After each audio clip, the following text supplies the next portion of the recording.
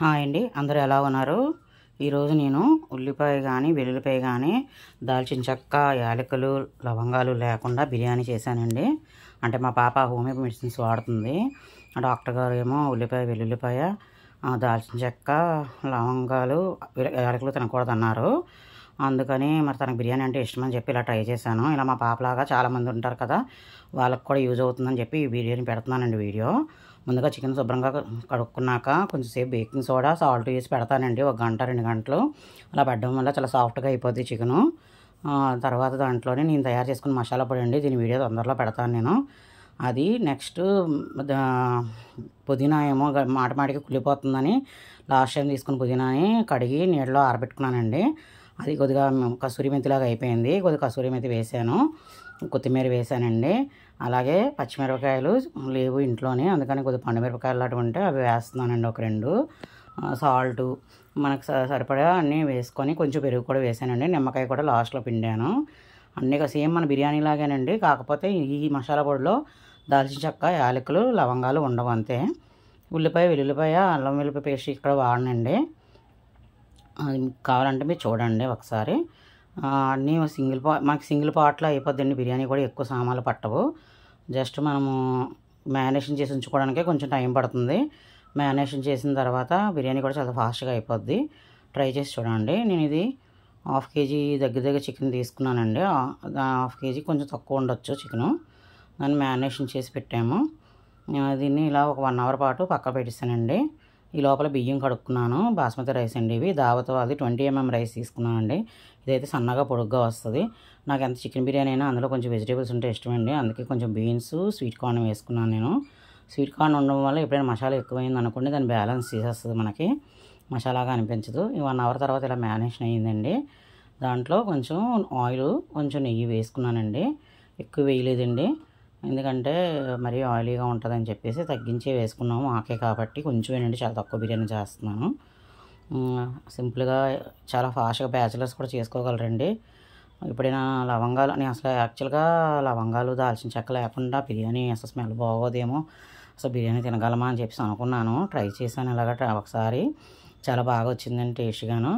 అందుకని మళ్ళీ రెండోసారి చేసినప్పుడు మీకు వీడియో తీసి పెట్టానండి ఇది. ఇందులోనే మనం ప్యాను స్టవ్ మీద పెట్టి స్టవ్ ఆన్ చేసుకున్నాక కొద్దిగా నెయ్యి, నూనె వేసుకున్నాక వెజిటేబుల్స్ మనకి ఏం కావాలనుకుంటే ఆ వెజిటేబుల్స్ వేసుకోవచ్చండి. దీనివల్ల ఏం టేస్ట్ అయితే మారదండి, చాలా బాగుంటుంది. ఓన్లీ చికెన్ బిర్యానీ, చికెన్ ఎక్కడే కాకుండా ఇలా వెజిటేబుల్స్ కూడా వేసుకుంటే టేస్ట్ చాలా బాగుంటుందండి బిర్యానీలోనే. వేసి కూర అంతా నీరు, చికెన్ తలకు నీరంతా ఎగిరేంత వరకు వేపుకోవడమేనండి. చాలా సింపుల్గా ఫాస్ట్గా అయిపోద్ది. ఇప్పుడు నాకు 154 మంది సబ్స్క్రైబర్స్ అయ్యారండి.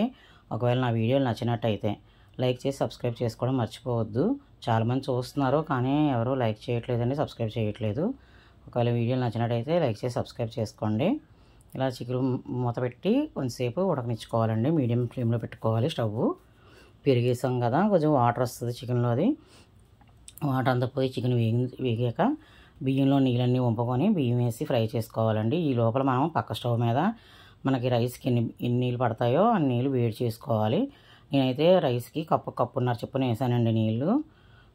మీరు మీ రైస్ బట్టి చూసుకొని వేసుకోవాలండి. ఒక్కొక్క రైస్కి 2 కప్స్ పడతాయి. ఒక్కొక్క రైస్కి 1.5 కప్పే పడుతుందండి. రైసు నిల్వ ఎన్ని రోజుల్లో పాతవి అన్న దాన్ని బట్టి ఆధారపడి ఉంటుంది. ఇలా దగ్గరికి అయిపోయిన తర్వాత రైస్ వేసుకోవడమేనండి. చాలా సింపుల్గా 1/2 అవర్లో అయిపోద్ది బిర్యానీ మొత్తం ప్రాసెస్ అంతాను. మనకి మ్యారినేషన్ చేసిన ఉంచుకోవడమే మనకు టైం పడుతుందండి. అంటే మందులు వాడుతున్నప్పుడు మరి ఇంకా బిర్యానీ అంటే పిల్లలకి చాలా ఇష్టంగా ఉంటారు కదండి. బిర్యానీ లేకపోతే నాకైనా సరే బిర్యానీ తినడం అంటే చాలా ఇష్టమండి. అందుకే చూద్దాము ఒకసారి ఏమైనా వెల్లుల్లిపాయ లేకపోవడం వల్ల ఏమైనా ఫ్లేవర్ తేడా వస్తుందేమో అని చెప్పి ట్రై చేశానండి. ఏం తేడా లేదండి. సేమ్ మనం అన్ని వెల్లుల్లిపాయ పేస్ట్ వేసుకున్నప్పుడు ఎలా ఉంటుందో సేమ్ అలాగే ఉందండి. ఏం తేడా లేదు. ఇందులోనే నేను కొద్దిగా వేరియేషన్స్ కూడా చేశానండి బిర్యానీలోనే. ఈ బిర్యానీ సేమ్ మసాలాతోటే, అది కూడా చాలా బాగా వచ్చిందండి ఆ బిర్యానీ కూడాను. మీకు ఒకవేళ నచ్చినట్టయితే నాకు కామెంట్ చేసి చెప్పండి. నేను మసాలా పొడి కూడా పెడతాను మీకు రెసిపీ.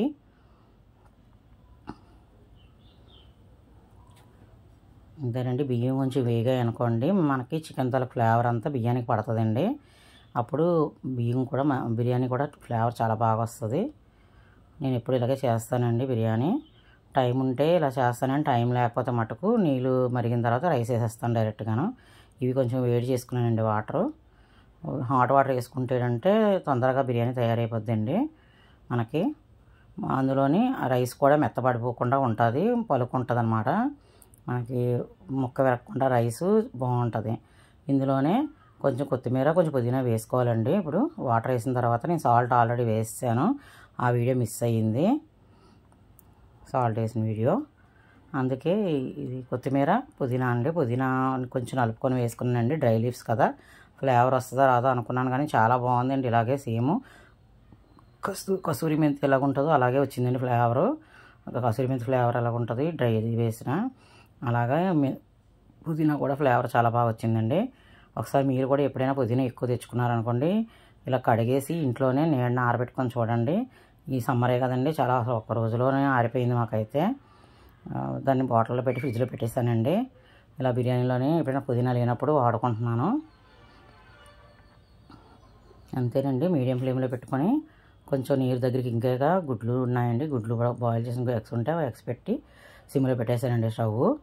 అంతే, 5 మినిట్స్లో అయిపోయిందండి బిర్యానీ. వేడి వేడి బిర్యానీ రెడీ అండి. చాలా టేస్టీగా వచ్చింది. మీకు ఎలా అనిపించిందో కామెంట్ చేసి చెప్పండి.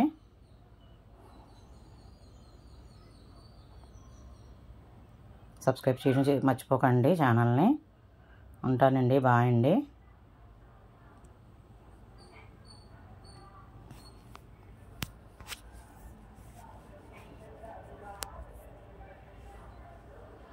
వీడియో చూస్తున్న అందరికీ థ్యాంక్స్ అండి. అలాగే సబ్స్క్రైబ్ చేసుకున్న వాళ్ళకి థ్యాంక్స్ అండి. బిర్యానీ రెడీ అండి, వేడి వేడి బిర్యానీ. మీరు కూడా ట్రై చేసి ఎలా వచ్చిందో చెప్పండి.